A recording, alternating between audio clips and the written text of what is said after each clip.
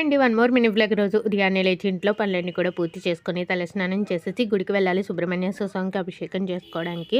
First tiffin చేసేసి ఒక సైడ్కి పెట్టేస్తే గుడి నుంచి వచ్చిన వెంటనే ఇంట్లో దీపం వెలిగించుకొని టిఫిన్ చేయడానికి ఉంటుంది కదా అని చెప్పేసి ఇడ్లీ పెట్టేసి వంకాయ టమాటా క్యాబేజీ వేసి చట్నీ అయితే చేశాను. ఆ తర్వాత గుడి దగ్గరికి కావాల్సినవన్నీ కూడా సర్దుకొని గుడి దగ్గరికి వెళ్ళి బయట ఉన్న సర్పాలను ముందు వాటర్తో నీట్గా కడిగేసి పాలు వేసి మళ్ళీ నీట్గా కడిగేసి పసుపు రాసి బొట్లు పెట్టుకొని అలంకారం చేసుకొని ఆ తర్వాత నైవేద్యం అది కూడా చెల్లించి లోపల స్వామివారిని కూడా దర్శనం చేసుకుని సుబ్రహ్మణ్య స్వామి అష్టకం అది కూడా చదువుకొని ఇంటికి వచ్చేసిన తర్వాత ఇంట్లో దీపారాధన చేసుకుని పూజ అయితే చేసుకున్నాను. నేను ఎప్పుడు గుడికి వెళ్ళకముందే ఇంట్లో పూజ చేసుకుని వెళ్ళేదాన్ని.